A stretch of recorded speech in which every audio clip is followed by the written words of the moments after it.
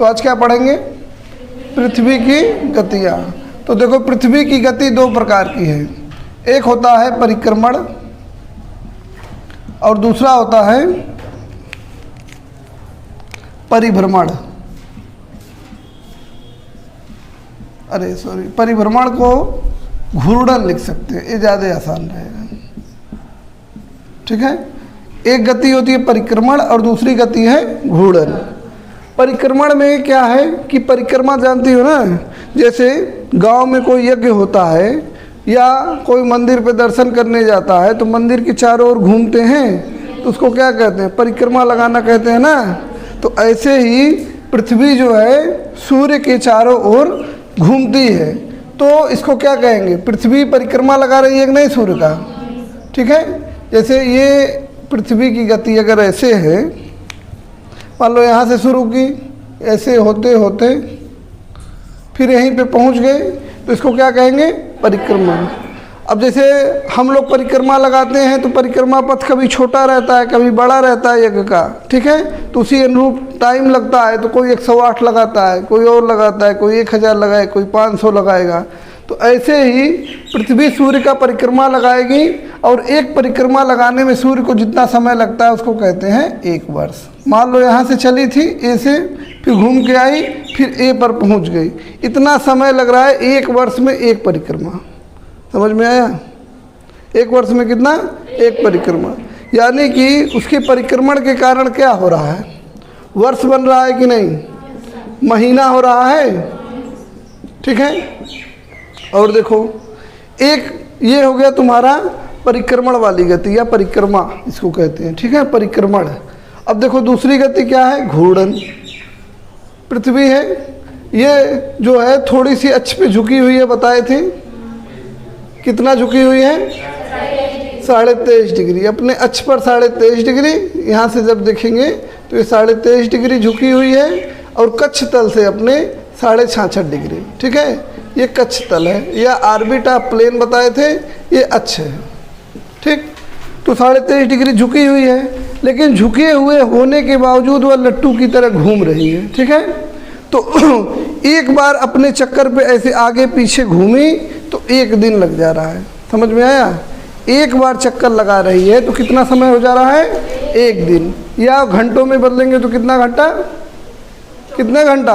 24 घंटा। ठीक है, तो इसकी घूर्णन जो गति हो रही है इस कारण से क्या हो रहा है? दिन हो रहा है। ठीक है, और दिन का मतलब हो गया 24 घंटे। ठीक है, समझ में आया कि नहीं? इतना घूर्णन के कारण दिन की घटना घट रही है और परिक्रमण के कारण वर्ष की घटना घट रही है। ठीक है, आगे बढ़े, कोई दिक्कत नहीं ना है? जैसे अपनी धुरी पर घूम रही है, मान लो अपनी धुरी पर जैसे घूम रही है तो सामने से प्रकाश आ रहा है तो उसकी वजह से दिन रात हो रहा है, और जो परिक्रमण कर रही है उसकी वजह से वर्ष हो रहा है। तो पृथ्वी जो है दोनों गति कर रही है एक साथ। जैसे तुमको कोई परिक्रमा लगाने मिल जाए तो या तो सीधे सीधे चलते हैं, कई लोग मान लो कोई ऐसे घूमते घूमते परिक्रमा लगा रहा है, घूम भी रहा है और परिक्रमा भी लगा रहा है। घूमते घूमते चलते हैं ना, बच्चे उच्चों को देखी होगी ना, खेलते हैं, तो घूमते घूमते आगे बढ़ रही है और परिक्रमा भी लगा रही है पृथ्वी। तो यानी दोनों गतियाँ एक साथ हो रही है। ठीक है, ये देखो सूर्य है। ठीक है, और पृथ्वी जो है इसके सामने कहीं है, सामने आगे पीछे कहीं ना कहीं होगी ही हमेशा। ठीक है, तो मान लो पृथ्वी वहाँ पर है और ये उसका अक्ष है, लगभग अनुमान से बना लेते हैं। ठीक है, तो जो हिस्सा सूर्य के सामने होगा इसका आधा भाग, मान लो इसके आधे भाग पर प्रकाश पड़ेगा और आधा भाग चूँकि पीछे है, पृथ्वी गोल है ना, तो एक साथ तो हर जगह पे गर्मी हो नहीं सकती है। आधे भाग पर गर्मी होगी और आधे भाग पर गर्मी, अरे आधे भाग पर प्रकाश पड़ेगा, आधे भाग पर प्रकाश नहीं पड़ेगा। तो जहाँ प्रकाश नहीं पड़ेगा वहाँ अंधेरा होगा, तो यहाँ पे रात होगी। और जो सामने है जहाँ पे प्रकाश पड़ रहा है ये वाला क्षेत्र, यहाँ पे क्या होगा? दिन होगा। ठीक है, तो दिन में गर्मी भी होगी कि नहीं? प्रकाश आ रहा है तो उष्मा भी होती है, गर्मी होती है। ठीक है, तो पृथ्वी घूमती रहती है अपनी धुरी पर। अभी को बताया ना घूर्णन होता है, घूर्णन हुआ। और घूर्णन की वजह से क्या हो गया कि इसका आगे वाला हिस्सा, जैसे ये पार्ट ए है और ये पार्ट बी है, तो अगली अवस्था में क्या होगा, 12 घंटे बाद ये ए वाला पीछे हो जाएगा कि नहीं, और ये जो बी वाला है ये आगे हो जाएगा।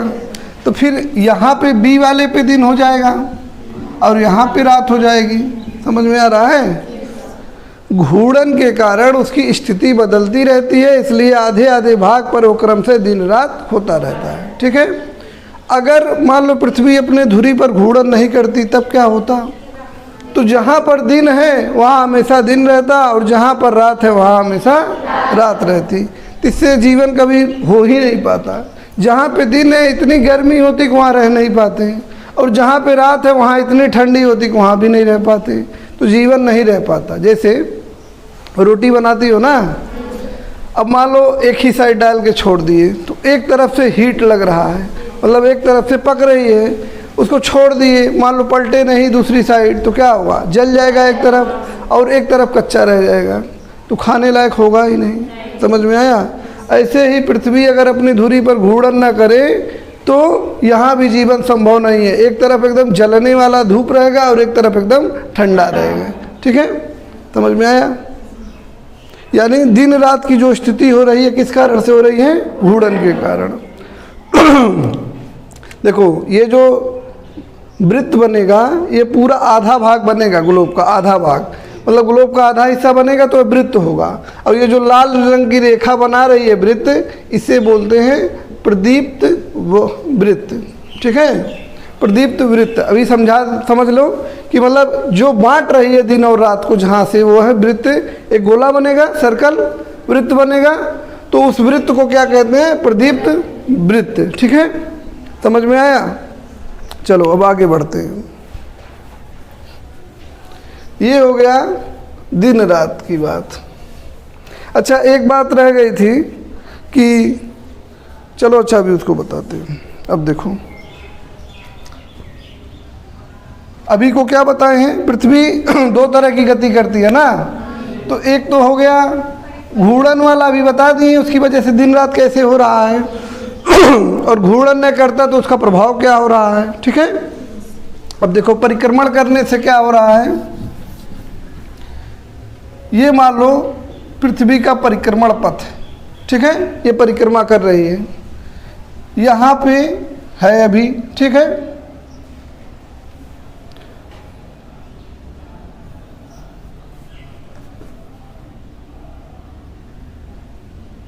ठीक है,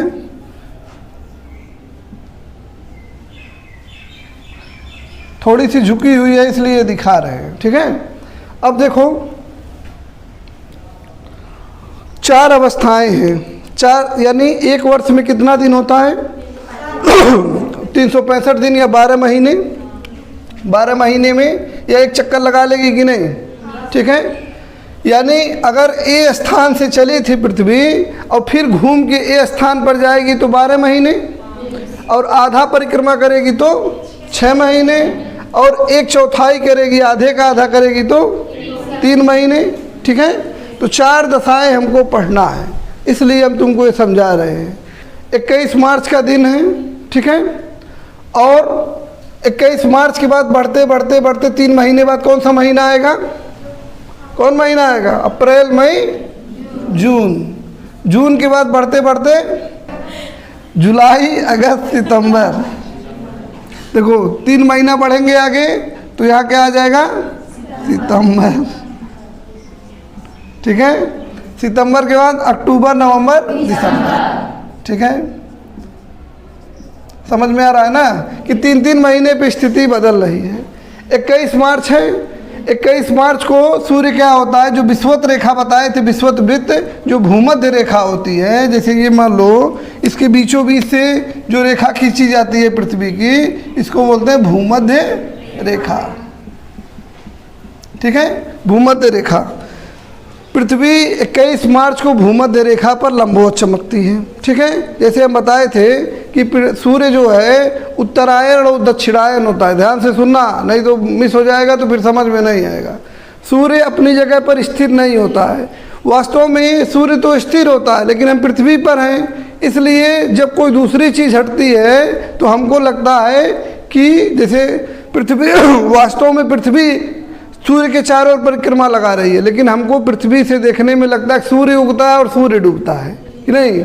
जैसे ट्रेन में गई हो या बस में या कार में कहीं पे जाओ तो बाहर लगता है पेड़ पौधे पीछे भाग रहे हैं, लेकिन कौन भाग रहा है? हम लोग भाग रहे हैं।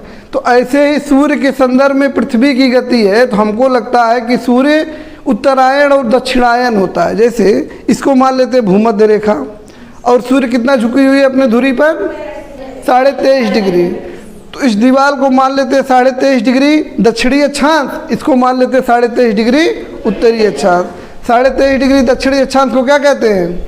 मकर रेखा, और ये कर्क रेखा। सूर्य मकर रेखा और कर्क रेखा के बीच में हिलता डुलता रहता है, ये हमको ऐसा लगता है, ठीक है। और होता भी ऐसे ही है। देखो अभी जैसे सूर्य मान लो भूमध्य रेखा पर है, ये बीच में, इधर क्या है? मकर रेखा, और इधर क्या है? कर्क रेखा।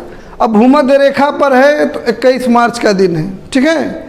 और पृथ्वी को अपनी जगह से जाकर वहाँ जाके फिर लौट के फिर यहाँ आने में, यानी एक चक्कर लगाने में कितना समय लगता है?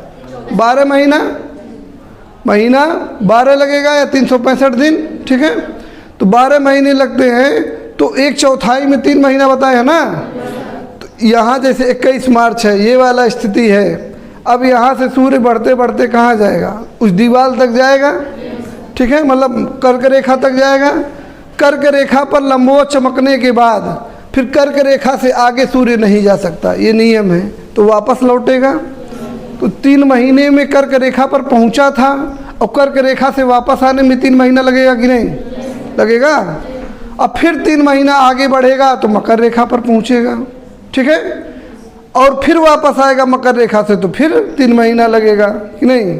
समझ में आ रहा? इसीलिए 4 स्थितियां बनाए हैं, ठीक है। अब देखो सूर्य भूमध्य रेखा पर लंबवत कब चमकता है? 21 मार्च को। तो 21 जून को कहाँ चमकेगा? कर्क रेखा पर। ये जो 23.5 डिग्री उत्तरी अक्षांश है या कर्क रेखा है, यहाँ पर सूर्य लंबवत चमकेगा, ठीक है। अब देखो कर्क रेखा तक गया था, अभी बताया ना, कर्क रेखा तक गया था, अब वापस आएगा तो फिर कहाँ आएगा वापस? जैसे ये देखो, थोड़ा बड़ा बनाते हैं, ये मान लो भूमध्य रेखा है और ये है तुम्हारा कर्क रेखा। भूमध्य रेखा से सूर्य गया कर्क रेखा तक, ठीक है, ये कर्क रेखा है। अब कर्क रेखा से वापस लौटेगा कि नहीं? तो 3 महीने में कहाँ पहुँचेगा? अरे 3 महीने मकर कहाँ पहुँच रहा है जी? 3 महीने पे यहीं ना पहुँच रहा है। अरे 3 महीने जाने में तुमको कहीं लगेगा तो आने में भी तो 3 महीना लगेगा। 3 महीने से भूमध्य रेखा से कर्क रेखा पर पहुँचा था तो वापस आने में कितना समय लगेगा? 3 महीने। तो 21 जून के बाद सितंबर आ गया, 3 महीना, ठीक है। तो सितंबर में सूर्य कहाँ पर होगा? भूमध्य रेखा पर, ठीक है, समझ में आ रहा है ना? भूमध्य रेखा पर होगा। और इस बार 21 सितंबर ना होके 23 सितंबर रहेगा। ध्यान रखना है, क्यों? क्योंकि अगर 360 दिन का महीना होता तब अंतर नहीं आता। इसमें कुछ महीने 31 दिन के भी तो आ रहे हैं, इसलिए थोड़ा सा अंतर आएगा 1 दिन का, लेकिन महीने में ज़्यादा अंतर नहीं आएगा, ठीक है। अब देखो फिर 3 महीना यहाँ लगा था तो फिर सूर्य को जाने में 3 महीना लगेगा कि नहीं? नीचे लगेगा। अरे भूमध्य रेखा से कहाँ पहुँच गया? मकर रेखा पर। तो मकर रेखा पर पहुँच गया तो आ गया दिसंबर। अब इस बार जो है कितना दिसंबर रहेगा? 22 दिसंबर, ठीक है। अब फिर वापस जाएगा अपनी जगह से, जहाँ पे चला था वहीं पहुँचेगा ना। फिर कितना समय लगेगा वापस पहुँचने भूमध्य रेखा पर? 3 महीना। तो अगला 3 महीना बाद देखो मार्च आ गया कि नहीं? अब उसका एक चक्कर पूरा हो गया, समझ में आया? तो परिक्रमण की वजह से क्या हो रहा है कि वर्ष हो रहा है, महीने हो रहे हैं कि नहीं। और पूरे एक दिन में ऋतु परिवर्तन होता है कि 1 साल में? ऐसे साल में होता है ना। तो इसी परिक्रमण के कारण ऋतु परिवर्तन भी हो रहा है। ऋतु परिवर्तन। अगर पृथ्वी अपने ध्रुव पर झुकी नहीं होती तो ऋतु परिवर्तन नहीं होता, क्योंकि सीधा रहता, जहाँ गर्मी पड़ती वहाँ गर्मी रहती, जहाँ ठंडी पड़ती वहाँ ठंडी रहती, ठीक है, वैसे घूमते रहता सूर्य। लेकिन ऋतु परिवर्तन के कारण ही, वो परिक्रमण के कारण ही ऋतु परिवर्तन होता है, और दूसरा झुकाव के कारण ही सूर्य कर्क रेखा से मकर रेखा के बीच में घूमता है। समझ में आया? अगर पृथ्वी का झुकाव नहीं रहेगा तो सूर्य जहाँ पे रहेगा वहीं स्थिर रहेगा। अगर भूमध्य रेखा पे चमक रहा है तो हमेशा भूमध्य रेखा पर चमकेगा। ठीक है, फिर से एक बार देख लेते हैं, जिसको नहीं समझ में आया हुआ बोलोगी तो नहीं मालूम है, और याद भी नहीं करके आना है। ध्यान से सुनो, देखो सूर्य है, परिक्रमा करने में पृथ्वी को कितना समय लग रहा है?